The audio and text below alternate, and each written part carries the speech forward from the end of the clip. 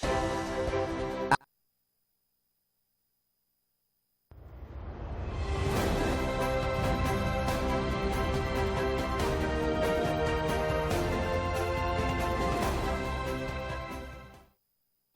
and welcome to Marketing Edge on TV, Nigerians' leading initiative in the business of brand management and the management of brand business. It is a 30-minute wholesome package that comprises brand news, branding, focus, and industry conversation, all in a mix encompassing thorough and in-depth aimed at promoting the brand idea. I'm Ogalia Bikele. Marketing Edge on TV, promoting the brand idea. Good to have you back. First on Marketing Edge on TV is brand news, where we bring you the latest developments around brands and in the field of advertising, marketing, and communication in Nigeria and around the globe.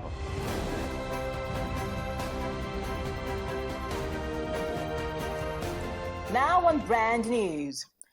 A recent report released by the Nigerian Communications Commission (NCC) has revealed that active subscriptions for mobile services in Nigeria experienced a 1% decline, reaching 223.3 million in April 2023.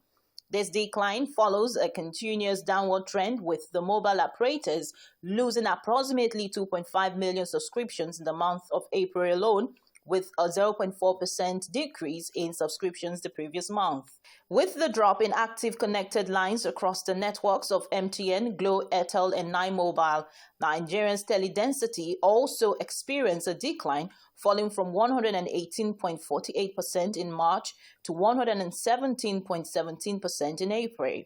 However, 9Mobile emerged as the operator with the highest gain in April, as its database grew by 262,737. This increase boosted its total active subscriptions from 13.1 million in March to 13.4 million in April.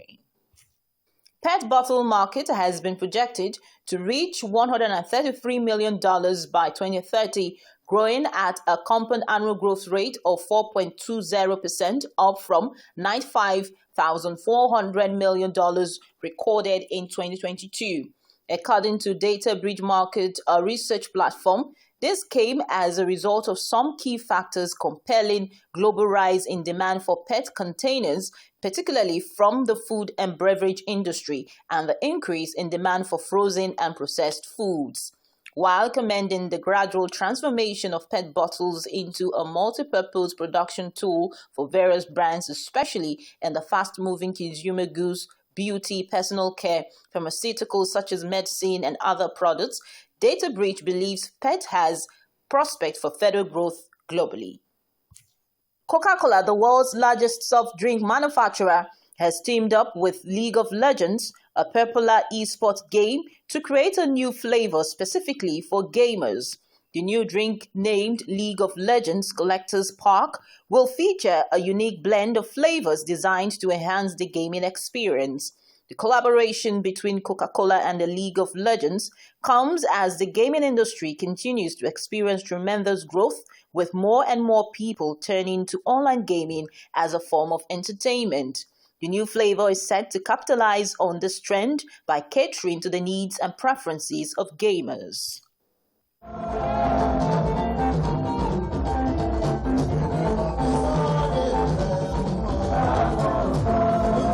It was a glamorous event as industry stalwarts, captains of industry, and media moguls gathered to celebrate Mr. John Ajayi, publisher and CEO of the pioneer marketing brand and advertising magazine Marketing Edge Publications, as he marks the diamond age of 60.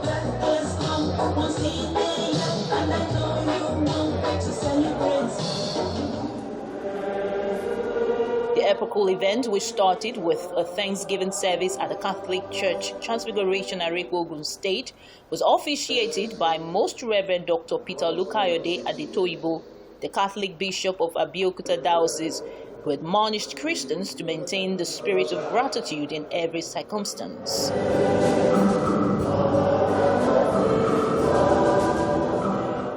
John Ajayi is a very kind-hearted person. So the family is so loving, is so caring. My dad is a very great man. There are a lot of things about my dad. My dad is my role model. I feel me and my dad, we even have like the same personality. My dad is generous, he's disciplined. He makes sure that if you think you can't get something, he will tell you that you can get it and you can do it. There's no room for failure, no room for excuses. I am just so happy and full of joy today because of we are celebrating him, and I know that he deserves it because of all of the work that he has done for everybody and how he helps everybody no matter the cost.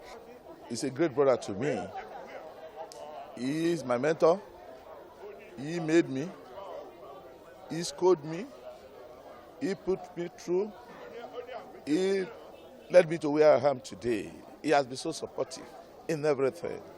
It can only be God. Because looking back, these past 60 years has been full of ups and downs, trials, travails, and obstacles. But above all, God has been there. God has been wonderful.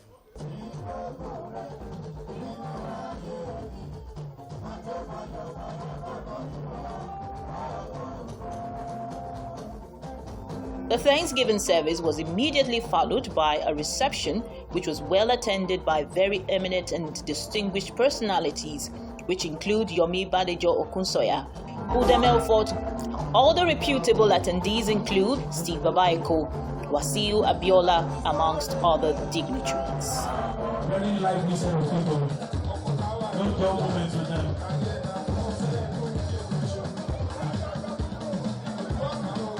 Where's our CEO? CEO, where are you, sir? I want to see CEO saying, Well, that was brand news. Next is brand in focus after this break. This is the University of Africa. On the streets, you get your real education. Here, everybody has a degree of something. But the most important qualification is imagination. Her reason to imagine is slay. His reason is to be the GOAT. Theirs is to take the beat and make it lit. They want to test Ajayi till it is fire. Their reason for imagination is to add riz in style. Her reason to imagine is finesse. And hers is to find what's new and bussin'. So no matter what your situation, just use your imagination. Marketing Edge on TV, promoting the bright idea.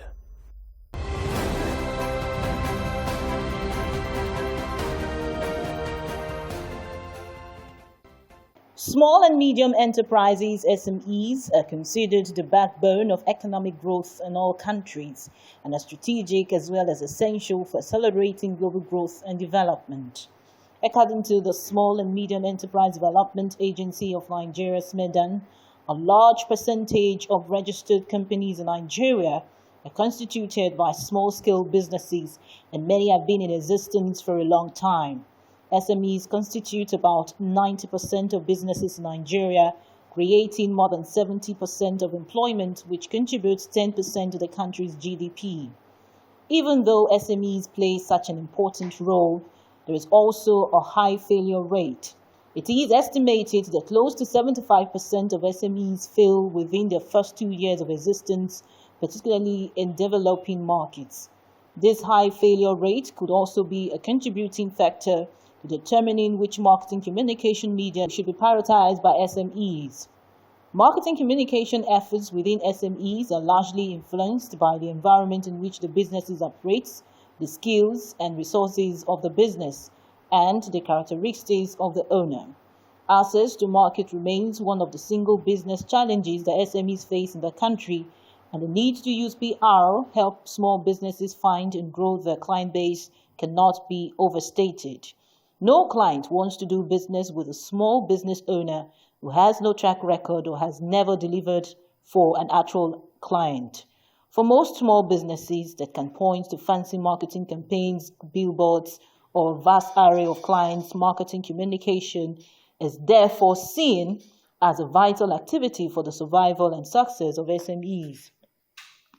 By being able to point to the coverage immediately makes it easier to open a door for them.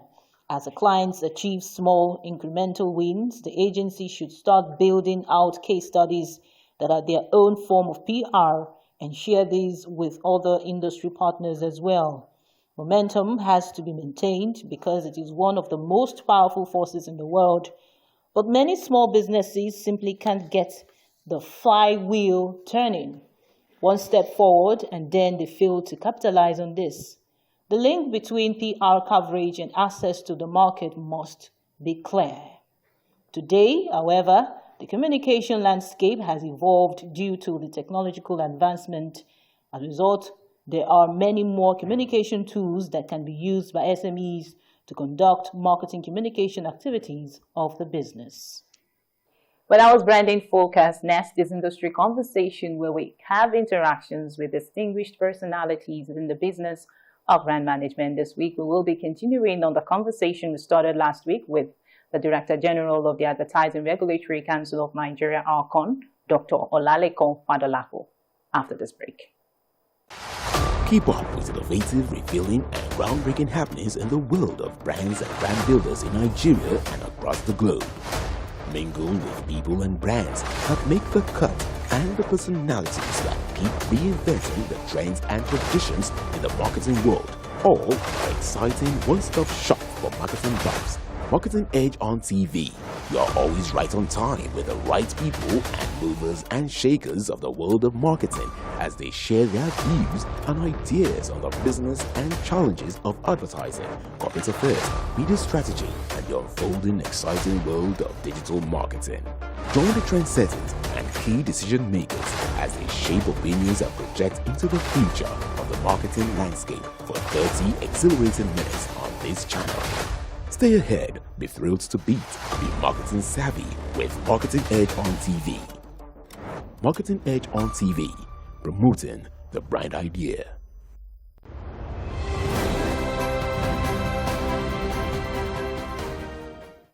Let's talk about the social media regulation. That's part of the new advertising law, extending its regulatory powers towards, the digital platforms. Tell us how far it is in terms of compliance. Number one, I want to state again, I want to reiterate, we are not regulating social media. We are not regulating social media. We don't have the power to regulate the social media or the online media at all. In content on social media can be classified into three. First of all, information. Second, entertainment. The third, advertisement. Some people will say two, which is infotainment and advertisement, meaning that information and entertainment are classified together, then advertisement. Now, for a skit maker who is into entertainment, we have nothing to do with them.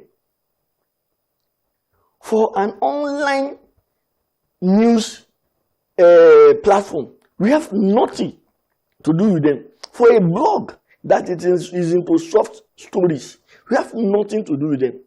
But the advertising leg or the advertisement leg is where we come in. There are so many shenanigans that are going on there.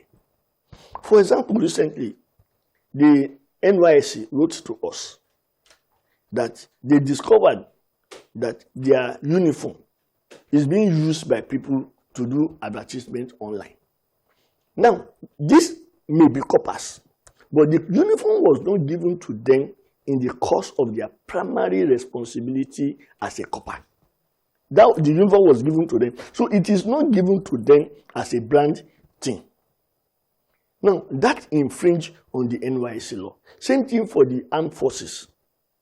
Now, the second thing is that advertising in Nigeria must be ethical and responsible.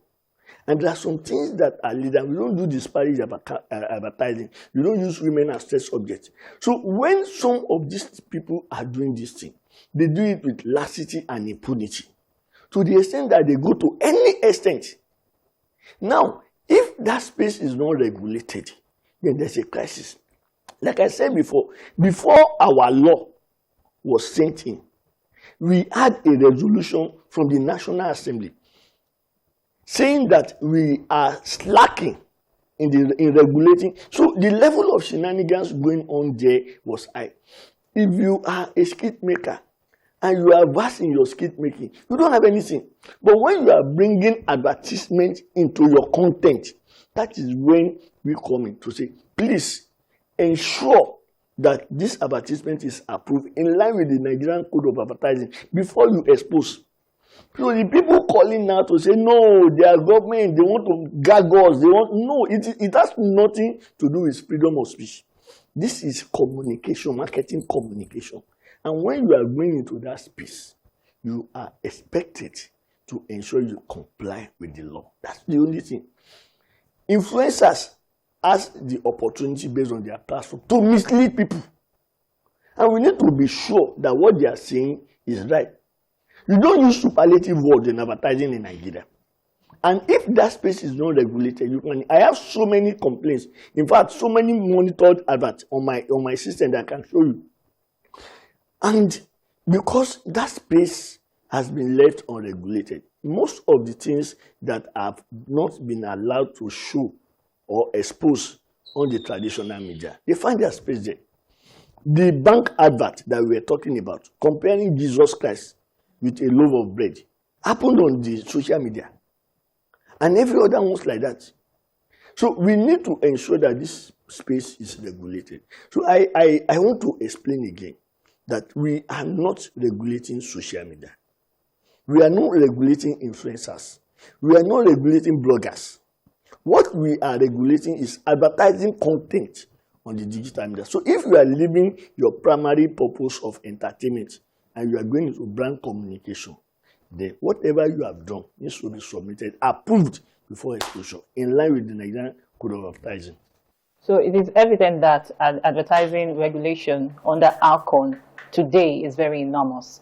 And given the fact that it's a tedious process and we have 36 states of the Federation, I'm concerned if the regulatory agency has the material and human capacity to regulate across the 30 states of the country.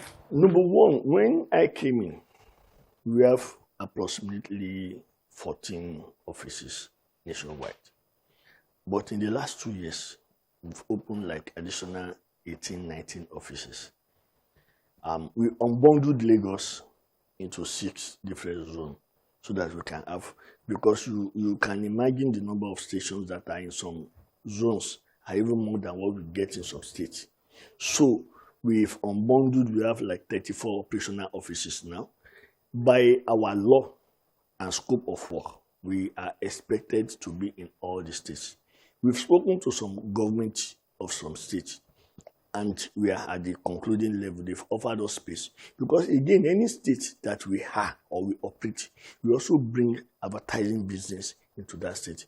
To the extent that we engage the SMEs, we support them, we bring advertisers and the outdoor system into the state, we bring advertising sanity into those states. So we've done so much in terms of creating offices and human capital, deploying people into those spaces. Now, on the capacity building, we've done so much also on the capacity building. We've had MOU with some organizations in terms of developing capacity for vetting and for monitoring. You know, you cannot monitor social media on your phones. So we need to engage this giant to see how we can collaborate. We made a proposal to the former minister on the need for us to also get some software and gadgets, which I think we will need to represent when we have a new minister. But as much as possible, we understand the enormosity of this task, and we are also positioning ourselves to tackle it head on.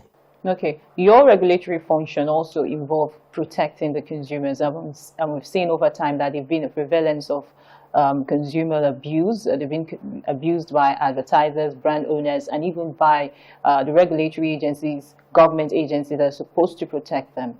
So what is ARCON doing to collaborate with other regulatory agencies to protect and also inform consumers of their rights? Yes, we are doing so much. And that is why when you see an ad that is either unethical, that is either biased, we immediately come out.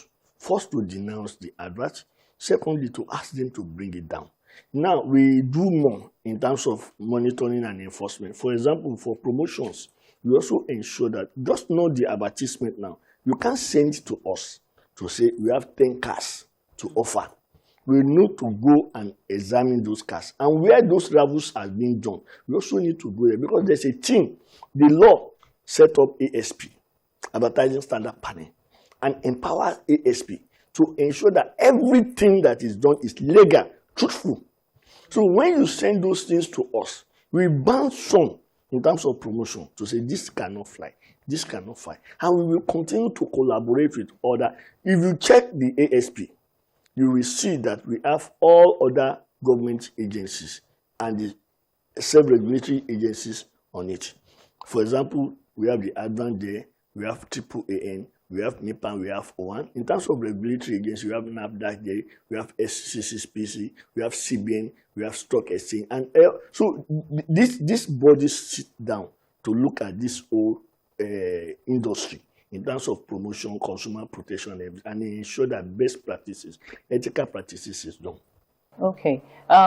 Your agency, should I even say the agency right now? They've been, yes, they've been an innovation of the Advertising Offences Tribunal, and we look forward to what all of this would mean for the implementation of the new advertising law. What should we expect? The Advertising Offences Tribunal is also a novel idea and a new thing in the advertising industry. It's a quasi-judicial body that determines or adjudicates on all offenses created under the Act. It has the power of a high court, and decisions of that AOT lies with the appeal court. Now, the AOC is headed by a retired judge. Now, with 2 representatives from the legal profession and 2 representatives from, so they are expected to speedily listen and adjudicate on all matters relating to advertising, advertisement, and marketing communication. The whole essence is to get justice done and in good time, so as to ensure that the industry is moving forward. Don't forget that this industry is strategic to economic development and cannot continue to be allowed to be on auto run. So the industry needs to key into federal government policy of economic development. So where things are not being done properly, instead of going to the regular court, the practitioners or even us as ARCON, we will approach the AOT, the Advertising Offences Tribunal, to seek justice. It's open as far as it relates to advertising, advertisement, and marketing communication and offenses created under the Act. Okay, so what do you envision for the advertising industry under the new administration? Well, we know that with all this in place, the advertising industry will get better. For example, the local content. If we continue to push for the local content, I still don't understand why we still have high level of imported advertisement, although it has reduced. Now, as Nigerians, we are expected to take benefits of advertising, advertisement, and marketing communications. So we will key into that. The government is looking at this whole forest policy. Now, imagine if more of our advertisement is done here. It's going to save a lot and bring a lot. Now, it's going to be like a double benefit to us. Nigerians will take benefit as people. Then in terms of economy, the macro economy, the money that will be pulled out of the economy will be retained in the economy for the development of the industry in particular and the economy at large. So for us, we are aligned and we believe that if all these things are put in place in the next few months, because now we note that most of this we are the gatekeeper, and we know there's a lot of improvement. The few people that are complaining are the people that have enjoyed impunity to the extent that they don't want the industry to succeed. And the industry is a moving train. We will continue to engage, but we will not allow one sectoral group to bring the industry down. Clearly so. A nice place to conclude our conversations today. Thank you very much, sir, for having this time with us on Industry Conversation. Thank you very much. And that's it on Industry Conversation. Do well to join the same time next week for another interactive time. I'm Ogali Abikele. See you again.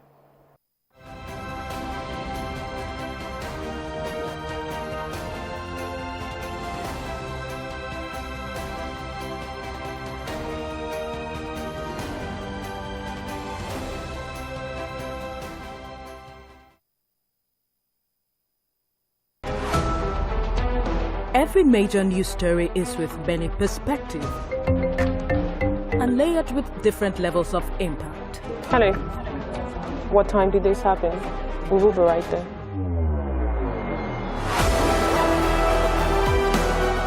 At TVC News, we follow the big and major news, gathering the facts, witnessing the outcome.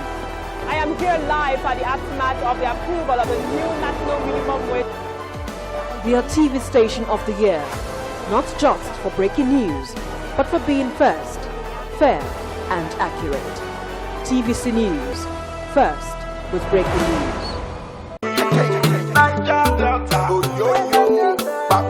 Nigeria's Niger Delta region, where the black gold continues to flow and fuel Africa's largest economy, where the line between wealth and poverty has never been thinner. Oil, gas, politics, development and community issues all are highly valuable commodities in the Niger Delta. How do they combine and how can they work together to spawn a new era in the Niger Delta? As he probes deep to analyze issues in the region from angles never before explored. Inside the Niger Delta with Mamode Akuga, the authentic voice of Nigeria's oil-rich region. My Niger Delta.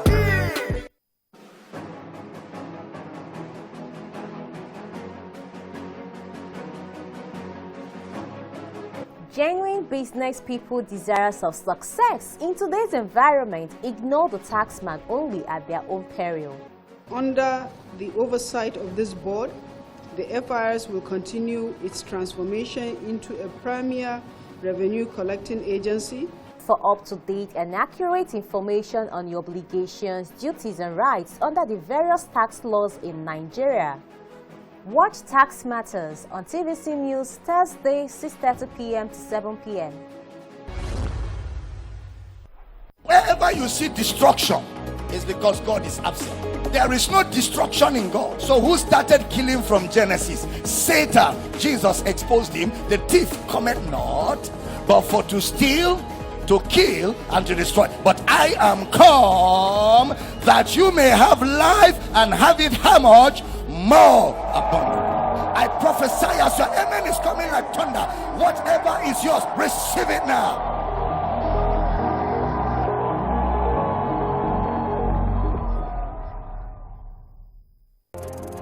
From the Nigeria symbol of authority on Nigerian maritime domain to ever gallant and courageous officers and Britons of the Nigerian Navy, comes the program that keeps you informed and updated on the activities and operations of the Nigerian Navy. It's the Nigerian Navy Today, every Sunday by 6:30 p.m. on Television Continental TVC. It's the program that keeps you informed. Keep a date, get informed, get updated. It's authoritative, audacious and engaging. It's about our Navy. It is the Nigerian Navy Today. Don't miss it. Nigerian Navy Today. Onward together.